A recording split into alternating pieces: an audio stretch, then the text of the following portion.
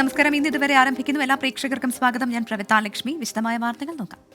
വനനിയമ ഭേദഗതിയിൽ മുഖ്യമന്ത്രിയെ നേരിൽ കണ്ട് അതൃപ്തി അറിയിച്ച കേരള കോൺഗ്രസ് എം ആശങ്കകൾ പരിശോധിക്കുമെന്ന് മുഖ്യമന്ത്രി ഉറപ്പു നൽകിയെന്ന് കൂടിക്കാഴ്ചയ്ക്ക് ശേഷം ജോസ് കെ മാണി MP മാധ്യമങ്ങളോട് പറഞ്ഞു. വനമന്ത്രിയെ ഉദ്യോഗസ്ഥർ തെറ്റിദ്ധരിപ്പിച്ചുവെന്നും ജോസ് കെ മാണി ഏറ്റവും പ്രധാനപ്പെട്ട വിഷയങ്ങൾ അദ്ദേഹവുമായിട്ട് പങ്കുവെക്കുകയുണ്ടായി. വാർഡനും ട്രൈബൽ ഓഫീസറും ഇങ്ങനെയുള്ളവർ എന്നുള്ള അധികാരം കൊടുക്കുക എന്ന് പറഞ്ഞാൽ നമ്മൾ പോലീസ് നിയമമനുസരിച്ച് ഏത് കോൺസ്റ്റബിളിനും അറസ്റ്റ് ചെയ്യാമെന്നുള്ള രീതിയിലാണ്. അതിലേക്ക് വന്നാൽ തീർച്ചയായിട്ടും ഇതൊരു മിസ്യൂസ് ഓഫ് പവർ അതിലേക്കാണ് കൊണ്ട് എത്തുന്നത്. അതുകൊണ്ട് ഇത് ഒരു കാരണവശാലും അനുവദിച്ചുകൂടാ. ജനവിരുദ്ധമായ കർഷക വിരുദ്ധ മലയോര കർഷക വിരുദ്ധമായ അല്ലെങ്കിൽ അവരുടെ താല്പര്യ വിരുദ്ധമായ ഒരു നടപടിയും ഉണ്ടാകില്ല എന്ന് വളരെ വ്യക്തമായി മുഖ്യമന്ത്രി അറിയിക്കുന്നു. ഭേദഗതിയിൽ വനം മന്ത്രി A K ശശീന്ദ്രനെ രൂക്ഷമായി വിമർശിച്ച് താമരശ്ശേരി രൂപത ബിഷപ്പ് റമീജിയോസ് ഇഞ്ചനാനിയിൽ രംഗത്തെത്തി. വനം മന്ത്രിക്ക് നേരം വെളുത്തിട്ടില്ല എന്നും ശക്തമായ പ്രതിഷേധമുയർത്തുമെന്നും ബിഷപ്പ് പറഞ്ഞു. വനനിയമത്തെ സംബന്ധിച്ച് മന്ത്രിയുടെ പ്രഖ്യാപനം ഇതുവരെ അദ്ദേഹത്തിന് നേരം വെളുത്തിട്ടില്ല എന്ന് തോന്നുന്നു. ഉദ്യോഗസ്ഥർക്ക് കർഷകരെ അറസ്റ്റ് ചെയ്യാം. എവിടെ അറസ്റ്റ് ചെയ്യാം? എവിടെ വേണമെങ്കിലും അറസ്റ്റ് ചെയ്യാം. അടിയന്തരാവസ്ഥ കാലത്താണ് ഇതുപോലുള്ള നിയമങ്ങളുള്ളത്. വീണ്ടും അടിയന്തരാവസ്ഥ കർഷകരെ സംബന്ധിച്ച് തിരികെ കൊണ്ടുവരാൻ ഈ ഗവൺമെൻറ് പരിശ്രമിച്ചാൽ അടിയന്തരാവസ്ഥ കാലവും തുടർന്നുണ്ടായ കാര്യങ്ങളും ചരിത്രം എന്താണെന്ന് പരിശോധിച്ചാൽ മതി. അത് തന്നെ സംഭവിക്കും. ഇതിന് ഈ വനനിയമം പിൻവലിക്കുന്നില്ലെങ്കിൽ അതിന് കർശനമായിട്ട് ഞങ്ങൾ തീർച്ചയായിട്ടും വലിയ പ്രക്ഷോഭത്തിലേക്ക് കർഷകർ കടന്നു പോകേണ്ടി വരും. വിവരങ്ങളുമായി MG പ്രതീഷ് തിരുവനന്തപുരത്തു നിന്നും രാഹുൽ സുരേഷ് കോഴിക്കോട് നിന്നും ചേരുകയാണ്. ആദ്യം MG പ്രതീഷിലേക്ക് പോകുന്നു. പ്രതീഷ്, ഇന്നലെ തന്നെ കേരള കോൺഗ്രസ് M നേതാക്കൾ മുഖ്യമന്ത്രിയെ നേരിൽ കണ്ട് ഈ ആശങ്കകൾ അറിയിക്കുമെന്ന് പറഞ്ഞതാണ്. പ്രത്യേകിച്ച് സഭയുടെ ഭാഗത്തുനിന്ന് ഇത്തരം ആശങ്കകൾ കൂടി സഭാ നേതാക്കൾ പങ്കുവെക്കുന്ന സാഹചര്യത്തിലാണല്ലോ ഇപ്പോൾ കേരള കോൺഗ്രസ് M പ്രതിനിധികൾ മുഖ്യമന്ത്രിയെ കണ്ടത്. എന്തുറപ്പ് മുഖ്യമന്ത്രിയുടെ ഭാഗത്തുനിന്ന് ലഭിച്ചുവെന്നാണ് ഇവർ പറയുന്നത്? എത്രത്തോളം പ്രതീക്ഷാജനകമാണ് ഈ കൂടിക്കാഴ്ച?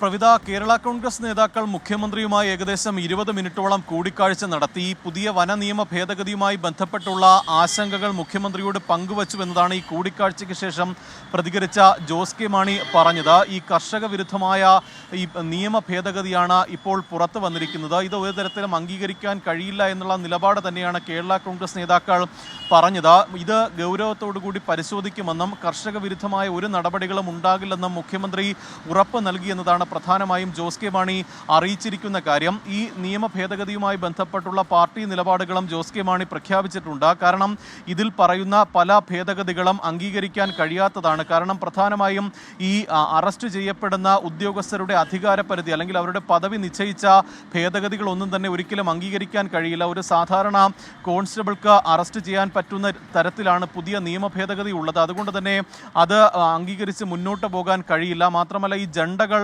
നിശ്ചയിക്കുന്നതിലടക്കം ജണ്ടകൾ ഇടുന്നതിലടക്കം പ്രശ്നങ്ങളുണ്ട്. ഈ നിയമ ഭേദഗതിയിൽ റിസർവ് വനം ഏതാണെന്ന് കൃത്യമായി പരാമർശിക്കപ്പെട്ടിട്ടില്ല. കാരണം പലയിടങ്ങളിലും തർക്കഭൂമികളുണ്ട്, ഒപ്പം മറ്റ് റവന്യൂ ഭൂമി അടക്കമുണ്ട്. അത്തരത്തിൽ ഇത് ഏതെങ്കിലും തരത്തിൽ ഈ വന്യമൃഗ ശല്യങ്ങൾ ഉണ്ടാകുമ്പോൾ ഇതിനെതിരെ ജനങ്ങൾ പ്രതികരിച്ചാൽ അവർ കുറ്റവാളികളാകുന്ന ഒരു സാഹചര്യമാണ് ഈ നിയമ ഭേദഗതിയിലൂടെ ഉണ്ടാകുന്നത്. അതുകൊണ്ട് തന്നെ ഇതിൽ പരിഹാരം കാണണമെന്നും സർക്കാരിൽ നിന്നൊരു അനുകൂല നിലപാട് ഉണ്ടാകുമെന്നുമാണ് പ്രധാനമായും ജോസ് കെ മാണി പ്രതികരിച്ചത്. അപ്പോഴും സ്വന്തം മുന്നണിയിലുള്ള വനം വകുപ്പ് മന്ത്രി ഇതിനെതിരായ നിലപാട് സ്വീകരിക്കുമ്പോഴും അതിനെ പൂർണ്ണമായും തള്ളിപ്പറയാതെ തന്നെ അതിനെതിരെയുള്ള ഒരു പ്രതിഷേധം കൂടി അദ്ദേഹത്തിൻ്റെ വാക്കുകളിലുണ്ട്. കാരണം ഈ എതിർപ്പുകൾ അവഗണിച്ച് മുന്നോട്ട് പോകാനാകില്ല എന്നും ഈ വന നിയമ ഭേദഗതിക്കെതിരായുള്ള പോരാട്ടം തുടരുമെന്നുമാണ് ജോസ് കെ മാണി അറിയിച്ചിരിക്കുന്ന കാര്യം. ഇതുമായി ബന്ധപ്പെട്ട് വീണ്ടും അല്ലെങ്കിൽ തുടർ ചർച്ചകളും മറ്റ് നടക്കും. എന്തായാലും തങ്ങൾക്ക് അനുകൂലമായ അല്ലെങ്കിൽ കർഷകരുടെ ആശങ്കകൾ പരിഹരിച്ചുകൊണ്ട് സർക്കാർ മുന്നോട്ട് പോകുമെന്ന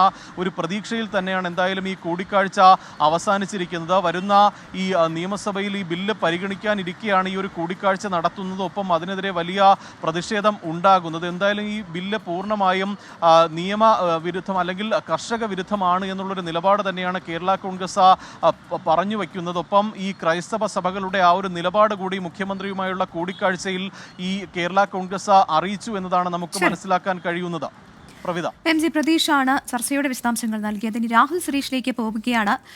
കോഴിക്കോട് നിന്നാണ് രാഹുൽ ചേരുന്നത്. ബിഷപ്പിന്റെ പ്രതികരണവുമായി ബന്ധപ്പെട്ട കൂടുതൽ വിശദാംശങ്ങളാണ് രാഹുൽ നൽകുക. രാഹുൽ, വനം മന്ത്രിക്കെതിരെ ശക്തമായിട്ടുള്ള പ്രതിഷേധം അത് പല ഭാഗങ്ങളിൽ നിന്ന് ഉയരുന്നുണ്ട്. ഏറ്റവും ഒടുവിൽ താമരശ്ശേരി രൂപത ബിഷപ്പ് റെമീജിയോസ് ഇഞ്ചനാനിയിലാണ് അദ്ദേഹത്തെ വിമർശിച്ചുകൊണ്ട് രംഗത്തെത്തിയത്. എന്തൊക്കെ കാര്യങ്ങളാണ് അദ്ദേഹം പറഞ്ഞത്? പ്രഭിത, വന നിയമ ഭേദഗതി നടപ്പാക്കാനുള്ള സർക്കാർ തീരുമാനത്തിനെതിരെ രൂക്ഷമായ ഭാഷയിൽ വിമർശിച്ചുകൊണ്ടാണ് താമരശ്ശേരി ബിഷപ്പ് രംഗത്തെത്തിയിട്ടുള്ളത്. വന നിയമം ഭേദഗതി ചെയ്ത് അവതരിപ്പിക്കുമെന്ന് പറയുന്ന വനം മന്ത്രിക്കും സർക്കാരിനും നേരം വെളുത്തിട്ടില്ല എന്നാണ് താമരശ്ശേരി ബിഷപ്പ് പറയുന്നത്. അതുമാത്രമല്ല, വന നിയമം നടപ്പാക്കുന്നതിലൂടെ കർഷകരെ വീണ്ടും അടിയന്തരാവസ്ഥ കാലത്തേക്ക് കൂട്ടിക്കൊണ്ടുപോവുകയാണെന്നും താമരശ്ശേരി ബിഷപ്പായിട്ടുള്ള മാർ റെമീജിയോസ് ഇഞ്ചനാനിയിൽ പറയുന്നു. നിയമസഭയിൽ ഈ നിയമം പാസ്സാകുമെന്ന് കരുതുന്നു. അഥവാ നിയമം പാസ്സാവുകയാണെങ്കിൽ വലിയ രീതിയിലുള്ള പ്രതിഷേധം വിവിധ കോണുകളിൽ നിന്നും ഉയരും. ഇത് ഇപ്പോൾ തന്നെ വിവിധയിടങ്ങളിൽ കർഷകർ വലിയ രീതിയിലുള്ള വന്യജീവി ആക്രമണങ്ങൾ നേരിട്ടുകൊണ്ടിരിക്കുകയാണ്. അപ്പോൾ വിവിധ രീതിയിലുള്ള പ്രതിഷേധങ്ങൾ ഉണ്ടാകും. ആ പ്രതിഷേധക്കാരെ അറസ്റ്റ് ചെയ്ത് നീക്കാനുള്ള, അതായത് വാറണ്ട് ഇല്ലെങ്കിൽ കൂടി ഈ പ്രതിഷേധക്കാരെ അറസ്റ്റ് ചെയ്ത് നീക്കാനുള്ള നിയമം ഇതിലൂടെ വരികയാണ്. അങ്ങനെ വരികയാണെങ്കിൽ കർഷകർ വലിയ രീതിയിലുള്ള ദുരിതം അനുഭവിക്കേണ്ടി വരും. ഇതൊരു കാരണവശാലും അംഗീകരിക്കില്ല എന്നാണ് താമരശ്ശേരി ബിഷപ്പ് പറയുന്നത്. മറ്റൊന്ന്, ഇന്ന് രാവിലെ വനം മന്ത്രി മാധ്യമങ്ങളെ കണ്ടപ്പോൾ പറഞ്ഞ പ്രധാനപ്പെട്ട കാര്യം ഈ മതമേലധ്യക്ഷന്മാർ കുറച്ചുകൂടി പക്വത കാണിക്കണമെന്നാണ് പറഞ്ഞത്. പക്ഷേ അതിനുള്ള മറുപടി കൂടി താമരശ്ശേരി ബിഷപ്പ് നൽകിയിട്ടുണ്ട്. ഈ വനനിയമം നടപ്പാക്കുന്നതിലൂടെ പക്വതയില്ലാതെ പെരുമാറുന്നത് സർക്കാരും വനം മന്ത്രിയുമാണ്. ഈ വിജ്ഞാപനം പിൻവലിച്ചുകൊണ്ട് ഈ നിയമം നടപ്പാക്കില്ല എന്ന് ജനങ്ങളോട് പറയണം. അങ്ങനെ സർക്കാരും വനം മന്ത്രിയും പക്വത കാണിക്കണമെന്നും അദ്ദേഹം പറഞ്ഞു. പ്രവിധ. രാഹുൽ സുരേഷാണ് വിവരങ്ങൾ നൽകിയത്. ഡൽഹിയിലേക്കാണ്. ഡൽഹിയിൽ ഇന്ന് നടക്കുന്ന ക്രിസ്മസ് ആഘോഷങ്ങളിൽ പ്രധാനമന്ത്രി നരേന്ദ്രമോദി പങ്കെടുക്കും. CBCIയുടെ ക്ഷണം സ്വീകരിച്ച് പ്രധാനമന്ത്രി ഗോൾഡ് ഖാന സീക്രട്ട് ഹാർട്ട് ദേവാലയം സന്ദർശിക്കും. കാരൽ ഗാനവും അത്താഴ വിരുന്നും ഉൾപ്പെടെ വിപുലമായ ആഘോഷ പരിപാടികളാണ് ഒരുക്കിയിട്ടുള്ളത്. മതനേതാക്കളുമായും പ്രധാനമന്ത്രി കൂടിക്കാഴ്ച നടത്തും. ബൽറാം നെടുങ്ങാടി ചേരുന്നുണ്ട് ഡൽഹിയിൽ നിന്ന്. ബൽറാം, എപ്പോഴാണ് പ്രധാനമന്ത്രി ദേവാലയത്തിലേക്ക് എത്തിച്ചേരുക? എങ്ങനെയാണ് ഇന്നത്തെ പരിപാടികൾ തീരുമാനിച്ചിരിക്കുന്നത്?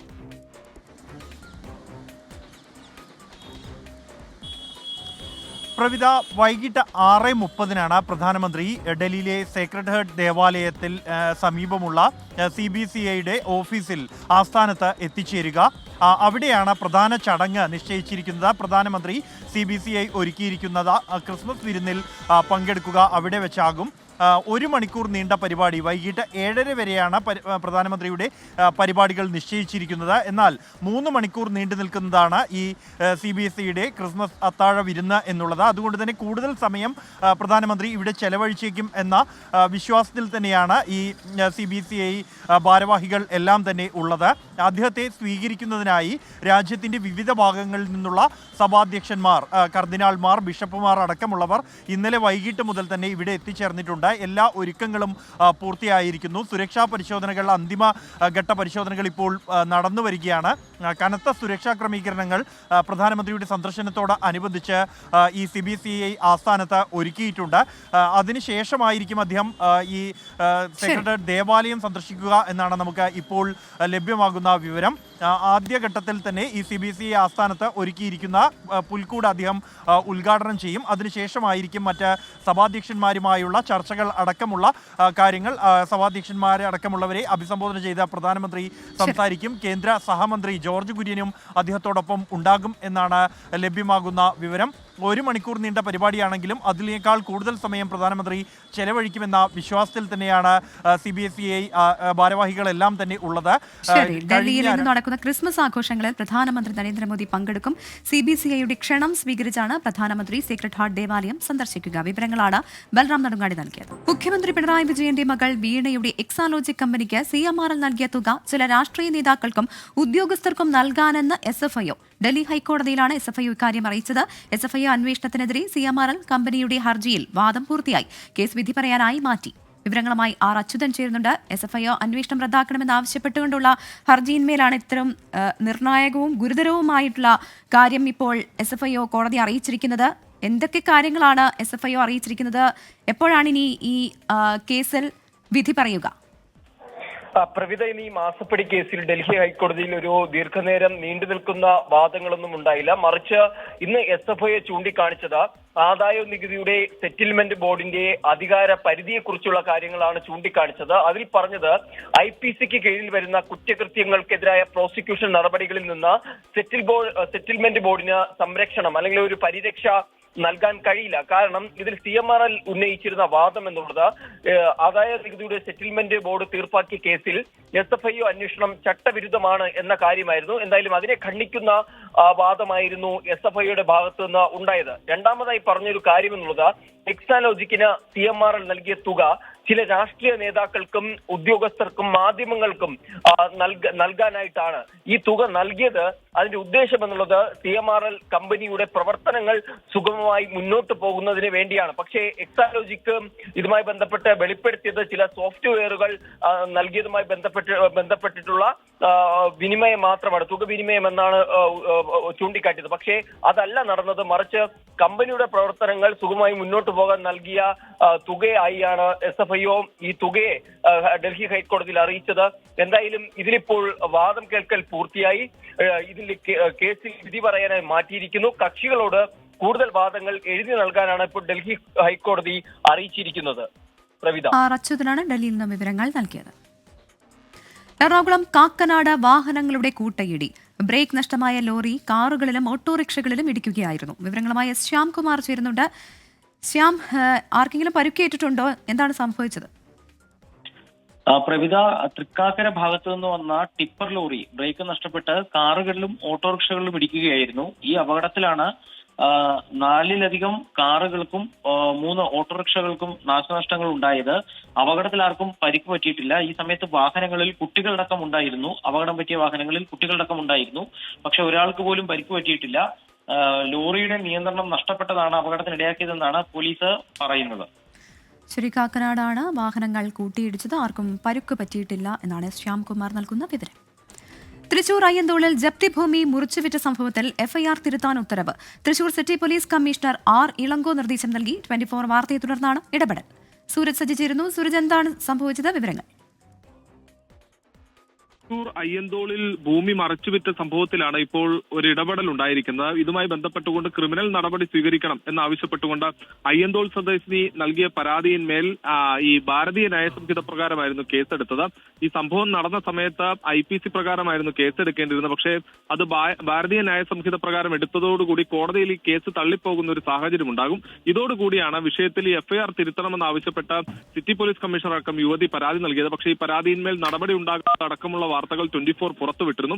ഇതിന് പിന്നാലെയാണ് IPC പ്രകാരം ഈ കേസെടുക്കണമെന്നും FIR തിരുത്തണമെന്നും സംബന്ധിച്ച സിറ്റി പോലീസ് കമ്മീഷണർ ഒരു ഉത്തരവിട്ടിരിക്കുന്നത്. ഇതേ തുടർന്ന് കോടതിയിൽ തന്നെ ഇത് തിരുത്തുന്നതിന് വേണ്ടിയുള്ള അപേക്ഷയും സമർപ്പിച്ചിട്ടുണ്ട്. ക്രിമിനൽ നടപടി പ്രകാരം പ്രതികളായ അരുൺ PP, അതോടൊപ്പം തന്നെ മുൻ രജിസ്ട്രാർ MA ജേക്കബ്, ഗീത എന്നിവർക്കെതിരെ IPC ചുമത്താനാണ് നിലവിൽ പോലീസിന്റെ നീക്കം. പ്രവിധ, സൂരജ് സജി വിവരങ്ങൾ നൽകുകയായിരുന്നു. കാസർഗോഡ് മൊഗ്രാലിൽ യുവാവിനെ കഴുത്തറുത്ത് കൊന്ന കേസിൽ 6 പ്രതികൾക്കും ജീവപര്യന്തം. ജില്ലാ അഡീഷണൽ സെഷൻസ് കോടതിയുടെ ഇതാണ് വിധി. പ്രതികൾക്ക് 1 ലക്ഷം രൂപ പിഴയും വിധിച്ചിട്ടുണ്ട്. 2017 ഏപ്രിൽ 30-നാണ് പേരാൽ സ്വദേശി അബ്ദുൽ സലാമിനെ പ്രതികൾ കൊലപ്പെടുത്തിയത്. അരുൺ പൂപ്പറമ്പ കണ്ണൂരിൽ നിന്ന് ചേരുന്നു. അരുൺ, വിധിയുടെ കൂടുതൽ വിവരങ്ങൾ.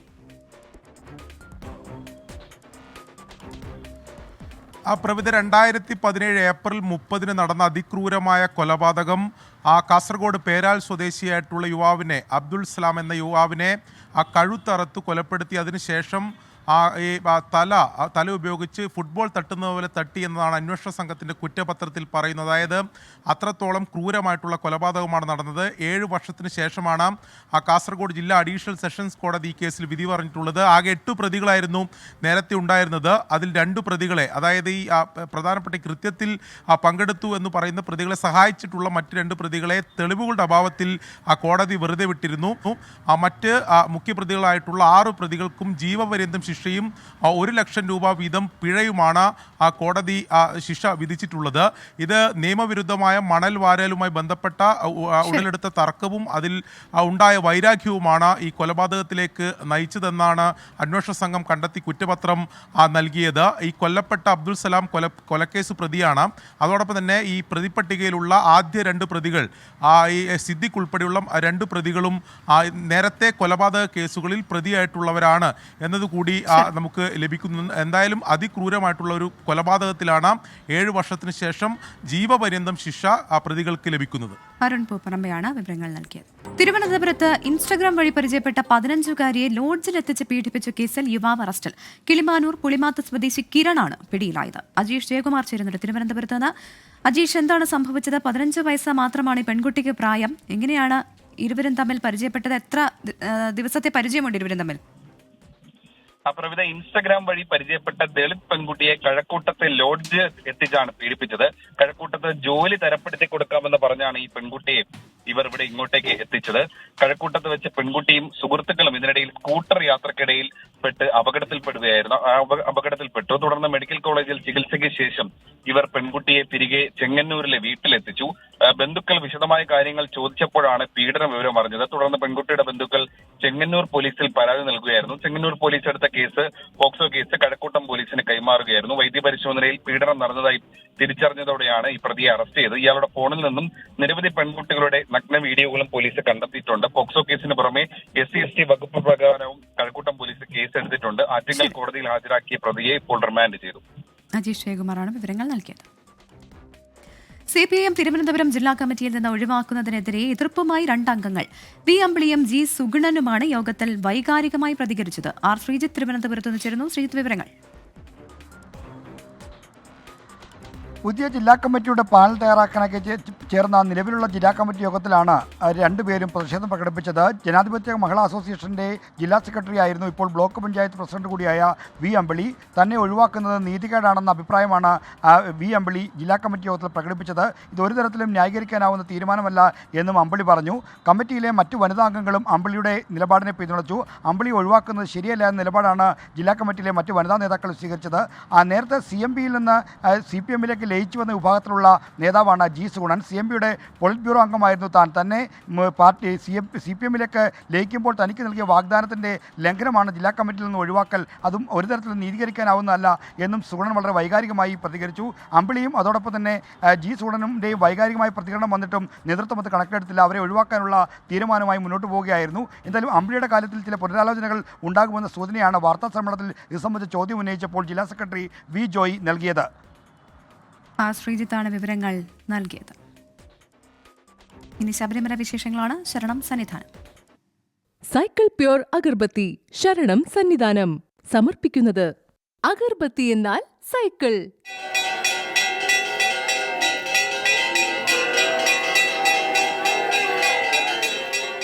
BLM housing cooperative society limited ശബരിമലയിലെ ചടങ്ങുകൾ സമർപ്പിക്കുന്നത് ഭാരത് ലജ്ന multi state housing cooperative society limited.